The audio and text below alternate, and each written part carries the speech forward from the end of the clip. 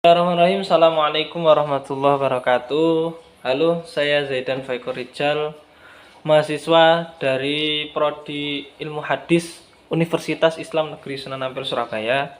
Di sini saya akan ingin menjelaskan tentang metode penulisan sunnah atau metode tasnif hadis pada abad kedua Hijriah. Langsung saja kita ke abad kedua Hijriah. Pada masa itu, umat Islam dihadapkan pada sebuah tantangan besar dalam menjaga keaslian hadis-hadis Nabi Muhammad. Di masa ini, hadis masih disampaikan secara lisan. Meskipun sebagian para sahabat sudah ada yang mulai menulis. Namun, dikarenakan wilayah Islam yang semakin meluas dan munculnya hadis-hadis palsu, hadis-hadis yang dibuat-buat, kebutuhan untuk mengelompokkan dan menulis hadis pun semakin mendesak. Hadis yang awalnya disampaikan secara lisan menghadapi ancaman penyimpangan. Beberapa hadis bahkan mulai dipalsukan oleh orang-orang yang tidak bertanggung jawab. Dipalsukan itu dibuat-buat.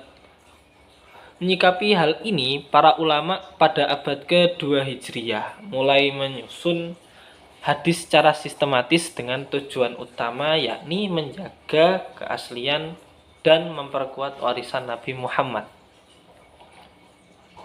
Salah satu tokoh penting dalam upaya ini adalah Khalifah Umar bin Abdul Aziz, yang saat itu beliau memerintahkan ulama yang bernama Muhammad bin Syihab Az-Zuhri untuk menuliskan hadis. Sebuah langkah bersejarah yang menandai dimulainya fase kodifikasi hadis. Metode pengelompokan hadis dikembangkan pada abad kedua Hijriah, dikenal dengan nama tasnif hadis atau pengelompokan hadis.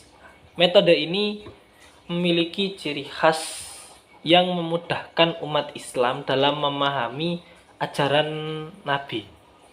Hadis-hadis dikelompokkan berdasarkan tema atau bab, seperti bab ibadah, bab muamalah, bab hukum, dan bab akhlak. Dengan adanya pengelompokan tersebut, umat Islam bisa dengan mudah mencari hadis sesuai dengan kebutuhan mereka.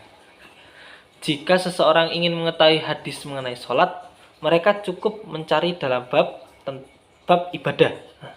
Jika ingin memahami transaksi atau hukum, mereka bisa mencari dalam bab muamalah atau hukum.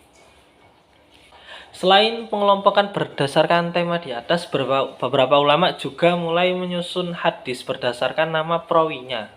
Hal ini memudahkan penelusuran jalur sanad atau jalur periwayatan hadis, yang menjadi salah satu elemen penting dalam memastikan keotentikan atau keaslian sebuah hadis atau terjaganya sebuah hadis.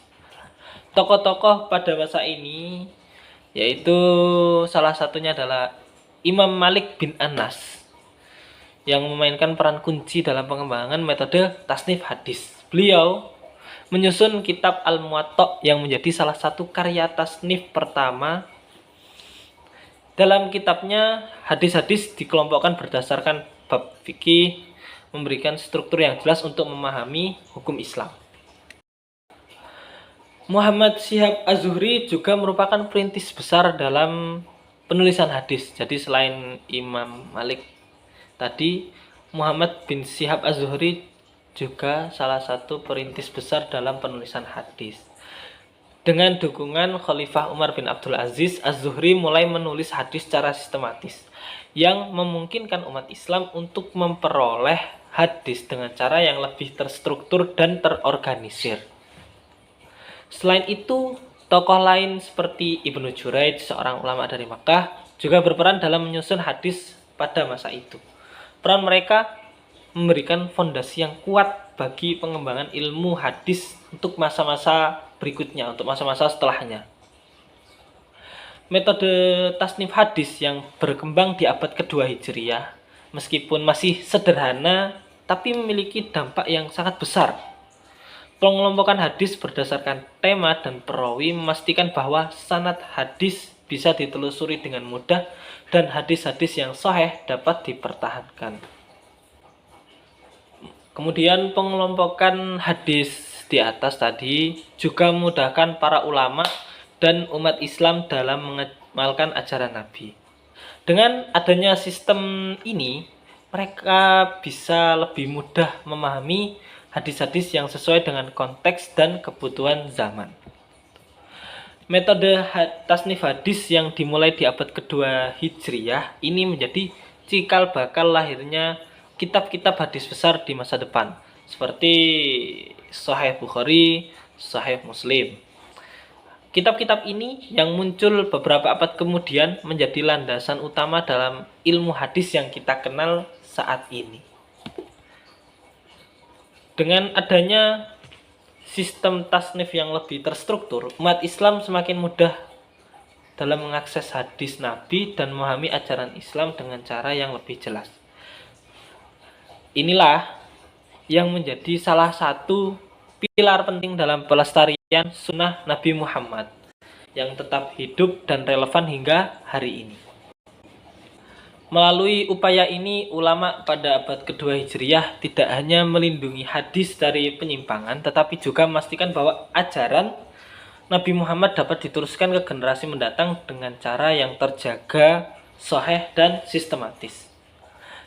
Dan begitulah tasnif hadis pada abad kedua Hijriyah menjadi tonggak awal bagi pengelompokan dan penulisan hadis yang lebih terstruktur, memberikan warisan berharga bagi umat Islam dalam menjaga dan mengamalkan ajaran Nabi Muhammad.